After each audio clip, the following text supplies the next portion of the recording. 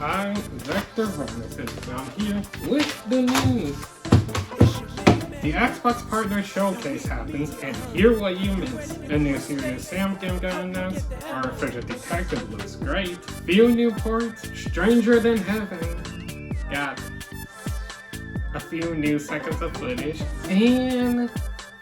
Okay, look, we just got a new CEO. Can you just lower your expectations for 1 second? Next up, recaps. Next week is the Mario Galaxy movie with the same cast except for Seth Rogen, and a new cast like Brie Larson as Rosalina, Lex Gizmo as Worf, Issa Rae as Honey Queen, and Donald Glover as Yoshi, with more of it than Chris Rock would say, and Graham Powell as Fox McCloud. On the same topic, Sonic 4 has started production, and the first image of the God of War series is interesting. On to the character announcements. Arxism has revealed Penny Parker from Marvel Tokens and Jam for Guilty Gear Strive. And on the SNK side, we have Blue Mary for Fatal Fury City of Wolves. On the Marvel Rival side, they announced Black Cat, White Fox, and Field Disco City with a Schoonerism. Warner Bros. Games is going back with their heavy hitters for 2027 and 28, with my predictions being Hogwarts Legacies 2, Injustice 3, a new Batman Arkham game, and maybe Lord of the Rings. However, it might be obsolete due to the merger with Paramount and WB, which by the time of this recording, we don't know their face yet, but we can expect cancellation of a few games, and even worse, layoffs and shutdowns. Speaking of layoffs, yes, it has been hit hard in the month of March with WB Montreal, Movement, and shockingly Epic Games even getting rid of the main artist behind Joji. And other sad news, the PlayStation 5 got a price hike, which is mainly caused by AI. I'm so glad Shark got shut down. Shout out. Odyssey Eurobeat is a streamer who not only do gameplay streams, but makes music as well. Now many of you don't know her, but she was actually one of the original creators of the Discord song that was remixed by Louis Tuso. Thirsty! Horny! Ma'am, sit down! Drink some water! This is Jenny. She's my new assistant. Say hi to her. And say hi to these contacts.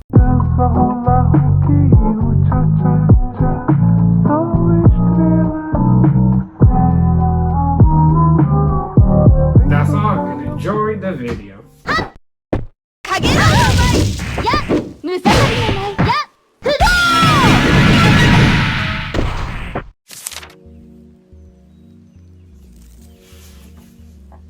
Lily's Adventures by Quasum Docs. These artworks showcase Lily being the most kindest, sweetest person to the Street Fighter cast. For context, Lily is a new character from Street Fighter 6 and quickly became a fan favorite due to her wholesome personality. And these artworks really expand her youthful heart. The first work is her giving Zangief deodorant. This is genius considering that he sweats throughout the entire match, so we can thank Lily for removing that stench and helping us focus on the match. The second is her giving money to poor old Ken as he suffered from a nasty divorce, with all he has left is Hungry Jacks and hope. Hope that they will add John McClane in the new Mortal Kombat game. So it's a nice gesture of Lily helping the homeless. The third is giving Juries socks. Feet is disgusting. The fourth is zipping off Mai and giving Cammy pants, as not only they will get cold, but it helps the viewer to lock in on what's more important, their hearts. And the final one I will use is her giving Jemmy water due to his alcoholism, which can dehydrate you, which means that Lily's kindness goes beyond innocent, but loving, as she spreads her love and care to the world so evil and harsh. In a world with Shadowloo, be a Lily. And that is my breakdown of these fantastic artworks. If you want to see more of them, make sure you follow them on Twitter, Instagram, Blue Sky, and if possible, buy their merch. You know, I wonder how Lily will help out Axel. Is she going to be his Flower girlfriend.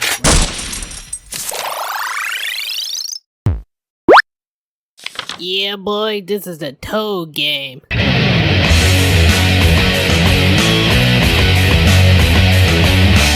Objective, crash and bash, but not too far. The visuals are cool.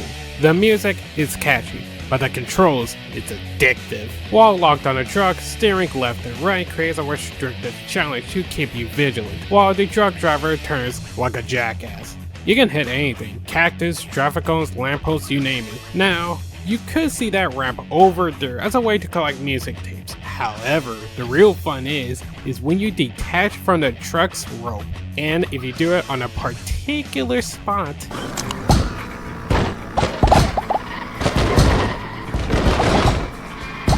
Sensational. Will drain your percentage. Yeah. But my favorite video game trope is where losing feels more fun than winning because of the other chaos eyes in front and view. Overall, it's fun as hell. Check out the dev's social for updates, and remember, this is a video game and not real life. Drive responsibly.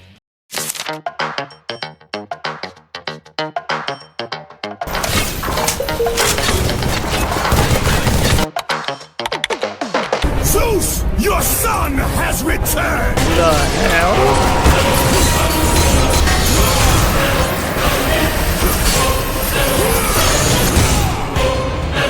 Alright guys, me and Dick Twerker are hitting the top, then work our way to the jingle.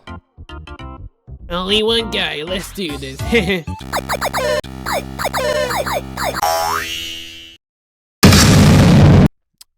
hell?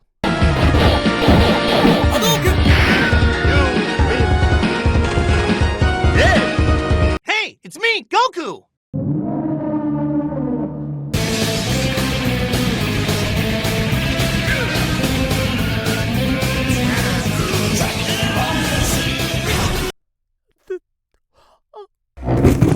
I just want to play my sadness away! Zeus, your son has returned! He's hacking, take him serious. Sega vs. Capcom, a fan game that's pit Sega and Capcom together in one game. Definitely inspiration of Marvel and SNK by adding good old Sega into the mix. This is not a deep breakdown since it is a beta, but so far it looks great. The visuals are nice. The show trailer is a nice look at it and reminds me of the PlayStation 1 games, but given a detailed model, which kind of reminds me of Rival Schools a bit. Now if I think of it, this section is not absolutely because the new trailer shows a different art style, which I honestly did the darker colors here. And the music, or in this case song, is actually pretty good. And now the gameplay. You get 6 characters: Sonic, Ryu, Batsu, X, and Akira, with the lock being Morgan, Lyn, Sakura, and Laz. Each character works smoothly, and don't mind the footage please. But yeah, it's a Santa Cross tag. The movesets are directly from the series, but Sonic is unique because he doesn't have a standard fighting game like the others, so his list is fresh and new. And so is Akira, since he originated from a 3D fighter. For my wish list, Joker, Leon, Felicia, and Miku. You can also play online, which I'm not going to, but you can try it yourself. They also have a story mode, which kind of excites me because of my daily dose of autism, and have a secret boss fight that I do not want to spoil for you. Overall, so far, the game looks badass and definitely have my interest. Check out the dev's social for updates if you wanted to, and I cannot wait for the next level. Metal, now you are the only one. You're saving our city with your super gun. Bad guys hear your name and start to run. As your form flashes by the sun. One of the games that inspire and save all of us lies an evil corporation that's rotten with greed. Bold statement, I know. So let's get into top 10 games that were screwed over. If they got screwed up, then it counts. So let's do this. Every live service game. For those who don't know, when the game is live service, it can only be played with a live server. Otherwise, the game is dead forever. For example, if you try to play Multiverses, it doesn't load anymore due to, well, the servers being dead. And this type of problem is way worse if you paid $60 for a game that you paid for. And due to the popularity of Fortnite, Rivals, and Among Us, companies would love to capitalize on it, thus throwing away the hard work of many if it didn't get movie brands sucking dick for a collab, or hundreds of Rule 34s, which is why the movement Stop Killing Games is getting the love and respect they deserve. These guys believe that no matter how big, small, good, or even bad the game is, they deserve to be archived, and I wish them luck for the future of preservation. Remember Rise of Khan? Yeah, dick you say. But that's not nice. Based on the novel, the game centers around Khan getting revenge on a dinosaur. With a spoonful of unplayable gameplay and ass graphics, you get an awful game. The developers of the game You're Gonna Be was given 1 year to make it with a lower budget, barely communication on ideas, and had 2 to 20 people working on it. Who hurt them? Well, it's no other than Game Mill, the creators of Nickelodeon All-Star Brawl and their magnum opus Big Rigs Over the Road Racing. And yes, dear viewer, you're a winner. Which goes to show if you played a really bad game, then you really don't want to know the behind the scenes.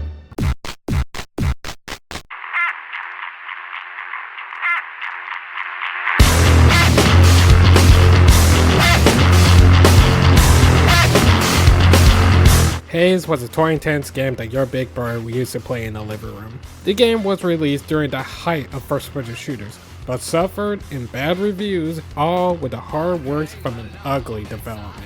During 2005, Time Splitter studio Free Radical was working on another game that was an anti-militaristic shooter that was not set during World War II, and team up with good old You Don't Own Anything Ubisoft. Now, after the teaser release, everything was pretty fine until a certain information was dropped where the game was sentenced to death on the PlayStation 3. And because of this, the game was labeled as a new Halo killer, which put pressure on Free Radical, due to having to compete with not only a new Halo game, but Halo 3. So in Ubisoft brave leadership, they fueled the flames and encouraged it, with Corey as a spokespersons. But thankfully, their wish were granted as the game got delayed, avoiding competition with Halo 3. But their wish came from a monkey's paw as Ubisoft commit a full hostile takeover of the game, causing money to be withdrawn, mass firing, changing ideas, all under the scummiest practice of crunch time. Nothing new, but far from old. And in no one's shock, the game failed critically and financially. Sadly, Free Radical shut down, and Ubisoft is still being gaming's top asshole. For now. Dragons.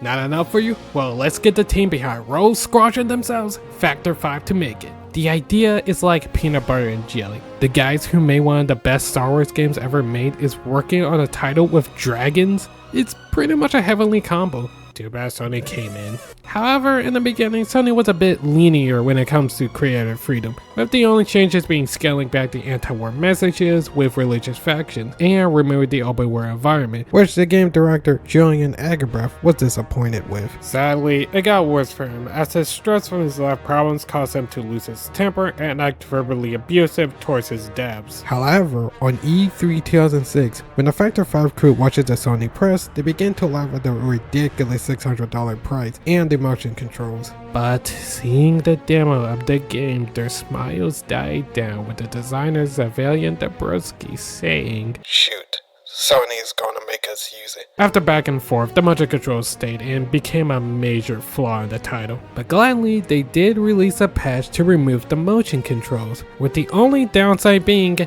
too little too late. Just like Haze, critical, and financial flop. Factor 5 went back to the board to make a Superman game, but that was cancelled and they shut down. And after all that, Ekerbrecht blamed himself and took accountability. And as for Sony, it's what you expect. Oh hey, it's Sonic! Oh boy. Yes, audience, Sonic the Hedgehog is no stranger to creative differences, and the devil is in the detail with none other than Sonic 06. But let's do Sonic Boom instead. Check this out. A secret room. Make way! Oh my goodness. The victim this time is Big Red Button, as they were asked to make a Sonic game titled Sonic Origins, which, as in the title, was meant to be an origin story of the Sonic lore, with one plot detail having Sonic and Eggman used to being friends. But then Sega switched the title to Synergy to make it in-brand with the two universes, one for the American audience and one for Japan, in a way to appeal to the American demographic while having creative freedom in their home country of Japan. But then Sega got off the idea by asking a full-on rewrite of the entire game's story. Not only that, but asking them to change the gameplay mechanic, which included limiting the co-op of 4 to 2 players. And then they got word from Sonic TV to make it in line with their new TV show Sonic Boom, which was the only good thing that came out of this. Feed it a chili dog. Everyone loves chili dogs. I don't think he can eat solid food. Well, then put it in the blender. Well, if you say so. The chili dog, not the baby! And as a base to carry all of this garbage,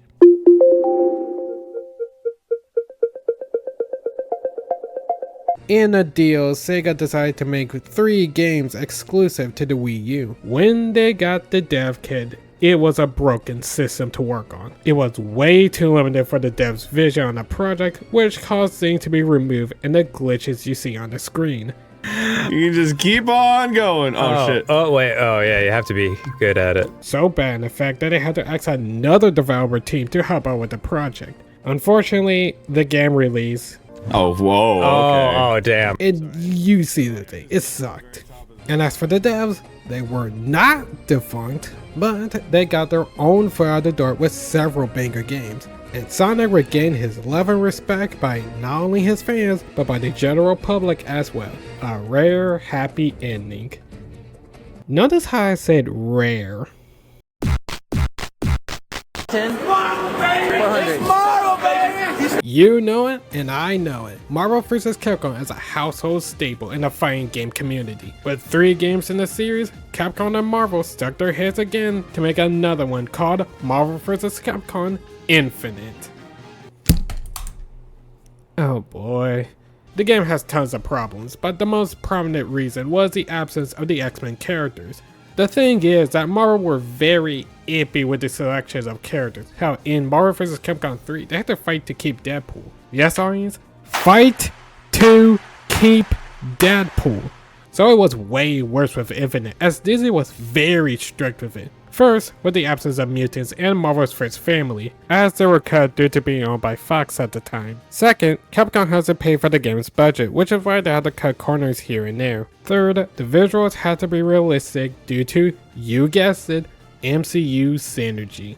Man, thank goodness the rival company's gonna make it worse. Not bad, but a big disappointment. Thus, ending the series altogether until the next installment. But from the looks of Token, it does look like Marvel changed their minds a bit. For Give us cause to trust you. obvious reasons. Greedy than a hungry snake. More hopeless than an incel. Able to fumble the game in a single bound.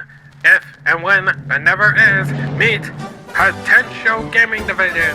For years now, people have asked for a Superman game. However, due to him being overpowerful and unkillable, it's sadly just way too hard to make and nearby impossible.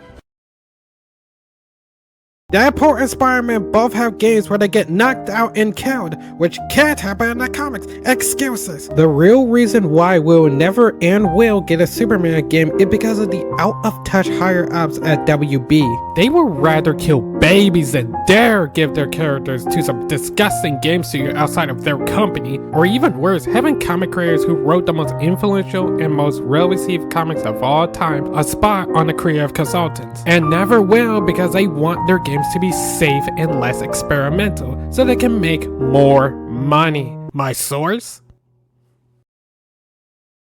Superman 64 was developed by French publisher Titus, and nowadays the game is given the title of one of the worst games ever made. And the fault was not on them, but by you know who. The Victor. The company was founded in 2004, and the game released in 1999. Titus CEO Eric Kane was working on 3 versions of the game: Game Boy, PlayStation, and the N64, with the game adapting from the animated series, and it was pretty ambitious at the time. It would have been an open world environment where you can interact with the civilians, which at the time was innovative, but not the first because Batman and Robin.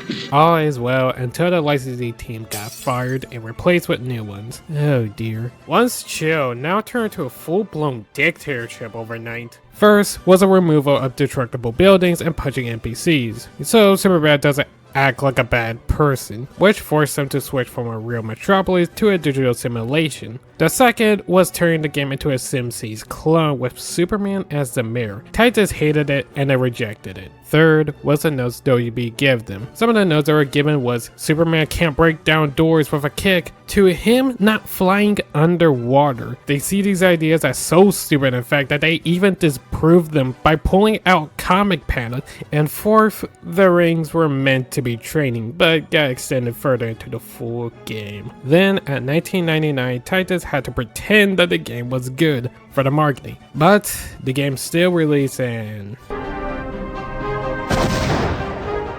yeah, but there is a PlayStation 1 port, but it was sadly cancelled. And for all y'all asking, no, I couldn't find if DC was actually involved with the game. Now, if the Paramount deal dies, will I still have faith in the studio?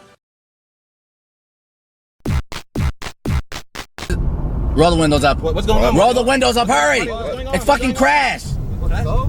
He's broke, he's homeless, he's gonna try to ask for money. Poor Crash, once loved in the 90s, is now a dead franchise. But sadly, this is nothing new, as the games were bombarded with meddling. Rafa Cortex was given 12 months to make it from scratch, Twin Insanity was rushed with technical difficulties, the Mutant games were wildly different, and overall the games have so many things that had to be cut. And this is not Naughty Dog, this is Traveler's Tale. Then, in 2010, 2 games were in development: Crash Team Racing and Crash Landed. Landed, or I Am Crash Bandicoot, was meant to be the reboot of the entire series. Oh, they got so far in fact that they even made a press kit and planned a McDonald's collab. And the racing game was going to be a reboot of Crash Team Racing, but with a repainted assets of the reboot. It was going fine until... Activision brought Suri Entertainment and all of its subsidiaries and canned the games, for the reason of the layouts for the game's dev, Reticle Productions. Now with a grain of salt, one dev did say it was Reticle's poor management, but nonetheless, Activision did got Virgin Visions and a few devs from Toy for Bob to make a reboot, which was great. After Crash 4, Toys for Bob was working on 2 games, Crash Team Rumble and Crash Bandicoot 5, which was gonna be a full crossover with Spyro the Dragon. Man, it would have been peak. Now the reason why it was gone due to Activision's gluttony, as they believed the 4th installment was a flop, only selling a tiny percentage of 5 million copies. Look, so this is a side, it was given a poor release window. As for the future, it's a dark void of an unknown bass. Poor Crash.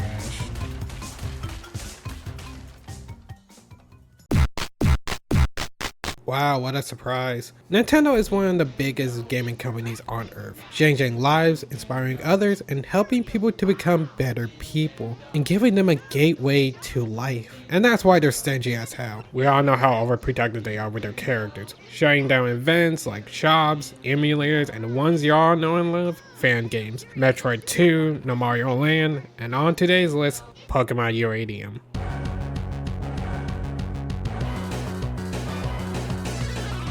Made by GV and environmental Twitch, Uranium was a Pokemon fan game that followed the typical formula, but with more of a story-heavy writing. It follows a Pokemon trainer living in a wasteland with an overworked dad and a dead mother. But as the plot goes on, we have an objective to stop 3 nuclear reactors from destroying the world. Simple as it is, the plot does cross a dark path here and there. Okay, but not too dark, as the only subject matter they tackle was death, but regardless. Another impressive feat is the count, as the game holds over 194 Pokemons with only 166 originals, which was impressive at the time for a Pokemon fan game. And finally, it includes a Nuzlocke mode, which is a fan-made challenge from the Pokemon fandom. The fan game sounded so good, in fact, that news sites even picked it up for the story, and so did Nintendo, as I sent out a DMCA complaint and stopped production on the game. That was a 9 years of development. Unlike Samus Returns, where Nintendo did make a remake of the second game, I don't see the same thing for a story-heavy Pokemon game because, well, the bad game sold well. Why should they give effort? But a bit of a happy ending. The members of the community did continue where the game left off and completed the game. And as scummy as that was, it's not worse than...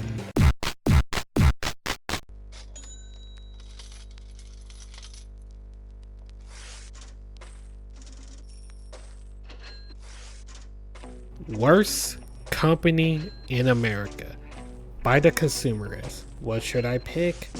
Making SimCity only playable when there's Wi-Fi connections while being a single player game, causing multiple players to be unable to play at launch, turning Battlefront 2 into a gambling sim and forcing money out players, turning Dungeon Keeper and Command & Conquer into mobile games, rushing Dragon Age 2, Star Wars The Old Republic, Battlefield 4, and plenty of others, the trouble production of Mass Effect Andromeda, poorly marketing Dead Space and Battlefield 5, to not doing anything with Titanfall 2 and putting it in between Call of Duty World War II and Battlefield 1, or screwing over multiple game developer companies to be shut down. Yes, all of them, because this is the most screwed over games of all time. That's a nice argument, Senator. Why don't you back it up with a source? My source?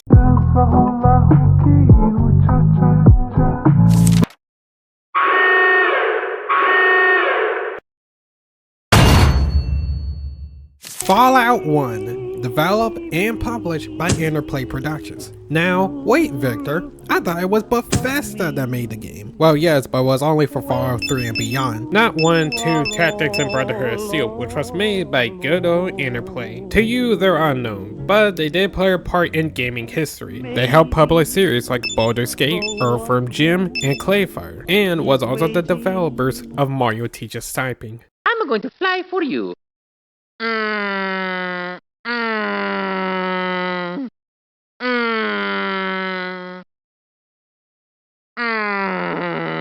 However, one man named Tim King developed a game engine in 6 months, and with this amazing engine, they decided to make a game for it. The game was sent into development, and after several further ideas, they set on an idea of a nuclear wasteland called Fallout 13, which was later renamed into Fallout. Now, let's get into the first installment of a civil war based on their fan base.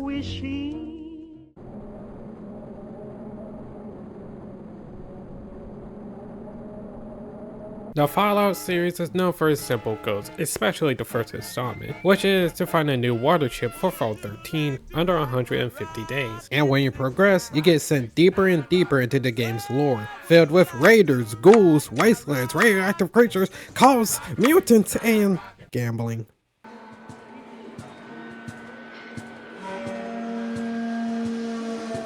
While I might be a bit stuttered due to the animation and voice acting, but overall, I love the characters, especially the recruitment characters like Ian, Dogmeat, Techno, and Kaji. You can keep them all in your journey, and trust me, you need them. One of my favorite characters is Hero, as not only he has an interesting design, but an interesting backstory. Great War, my vault was one of the first to open. Phew, long time. When I got mutated. Sure wasn't born this ugly. Happened when we tried to find out where all the mutants were coming from. We mounted an expedition. God, Richard Gray led a small group of us up there. Richard Gray was a doctor. Little older than me, and Fran was he smart. he found the source. And for all your Fallout 3 fans, yes, that is the tree from the game. The side quests range from finding cattle to stopping raiders. An example of choice is either not helping the ghouls and seal their watership or repairing their watershed pumps, which if you choose not to fix it, even though there are good ghouls, I know who you voted for. And 1940s Germany. And finally, the main character. It's entirely up to you on which character you want to be. You can either be Starman NPC or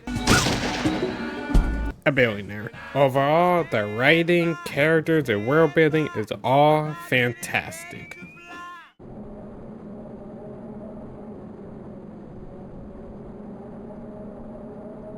Now, some of y'all are a bit dumbfounded from the footage you're seeing. Well, that's because it's a CRPG, computer role-playing game. And to explain it better, the gameplay moves like a chess game. You move your character to the spot and interact with the NPCs. But one mechanic that is the same in the entire franchise is special. Strength, perception, endurance, charisma, intelligence, agility, and luck. To me, the special system is one of the best mechanics in gaming history, because this helps makes the player's character more human. With strengths and weaknesses, you can make your character either a bulk, nerd, or smooth target Chad. Have more charisma? You can get past anything. Hey, you not look like ghoul. Okay. Move along then. Have a low IQ, then you will see the funniest dialogues you will ever hear. Have you found the chip? Oh, that's great. Can I have the chip, please? No, not that. I want the computer chip. No, the chip.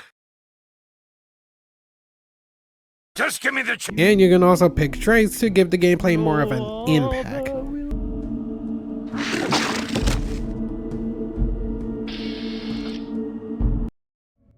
That is so brutal. You have to be % with your picks or else you're screwed. Hell, when I tried to aim shots, I realized you had to pick a certain trait, otherwise it won't work. Now, look, the game was out when I was in my dad's balls. I'm a dumb zoomer, I get it. But don't act like y'all were big dick geniuses when y'all were in your early 20s or even teens. But yeah, I would give credit. It did help me stay vigilant with my playthroughs. Like it reminds me to plan out and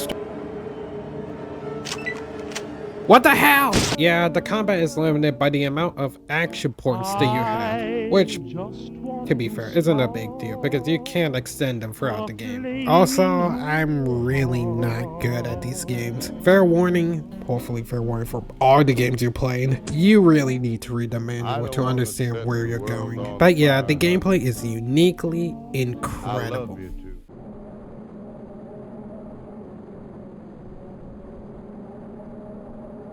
Incredible. The models are very 90s, but in a charming way. The dirty, bumpy texture fits the radioactive wasteland. Mainly, because it was inspired by Mad Max, especially with Ian's design. And another Airplay game called Westland. The designs are also incredible because it does feel like an effed up wasteland that got nuked years ago. My favorite place is the hub.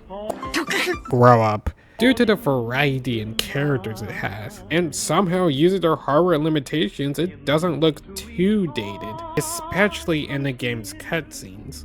Overall, I'm just a big fan of the visually striking aesthetic of this game because of its, well, uniqueness.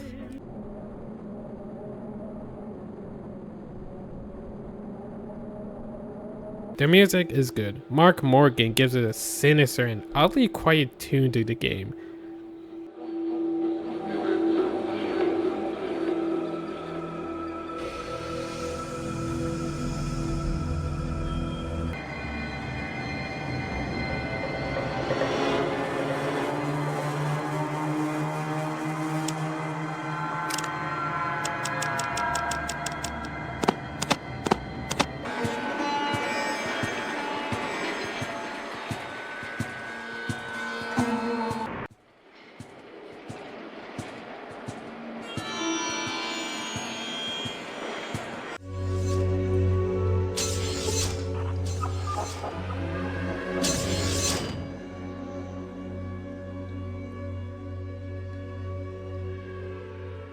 Oh hey look, it's Doctor Who.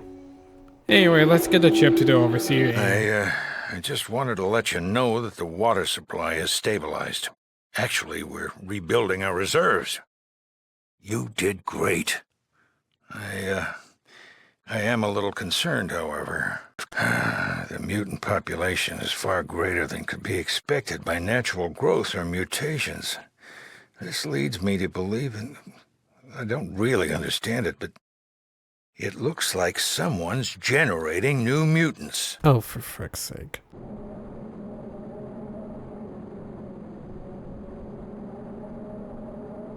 Plot twist, they're making mutants in the mountains. So, get your team or, if done right, a fear soldier from the Brotherhood to kill the guards. Get into the base and...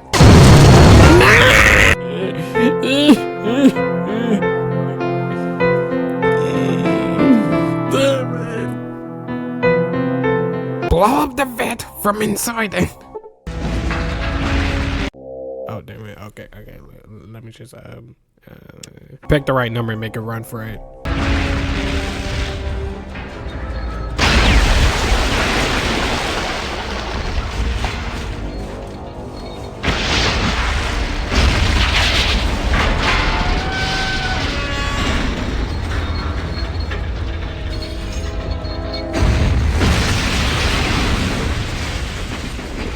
Once you blow up the mutant base, the Wanderer tells you to kill the leader. Go to the cathedral, talk to the leader, and...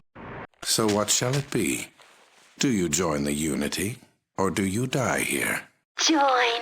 Die! Join. Die! What the hell is that? Yeah, so this is the Master, and in this fight, you either pick brains or bronze to end this fight. But if you don't have enough items or very low IQ, then you're completely screwed. Like I said, there's two options. Either you prove him wrong and he kills himself, or you stand your grounds and fight him until he's done. And with all that patience, you will finally end his master race.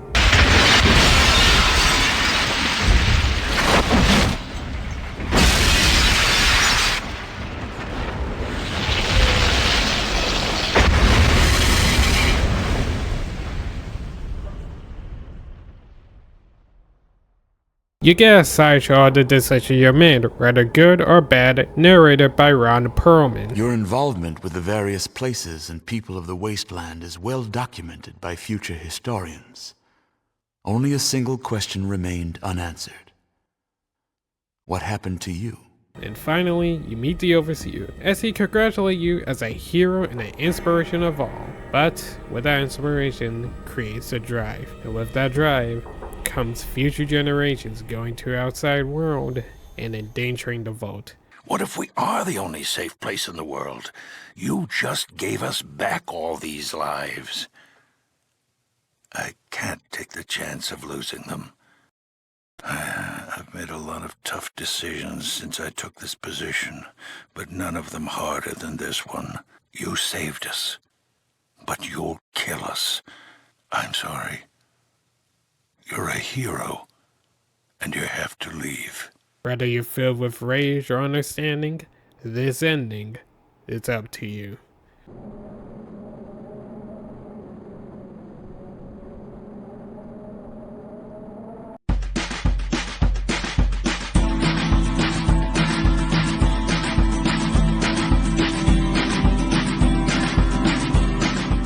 Fallout is one of the best games I ever played. The cool gameplay inspires you to get back up. The dark writing is a great blend of comedic sick joke and a thought-provoking viewpoint. And the visuals is a rare example where the dated software created an apocalyptic hellscape that somehow becomes iconic. And for everything that works, it's fantastic. And is one hell of a way to start one of the best gaming franchises of all time. 9 out of 10. Alright, I'm playing Fallout 3.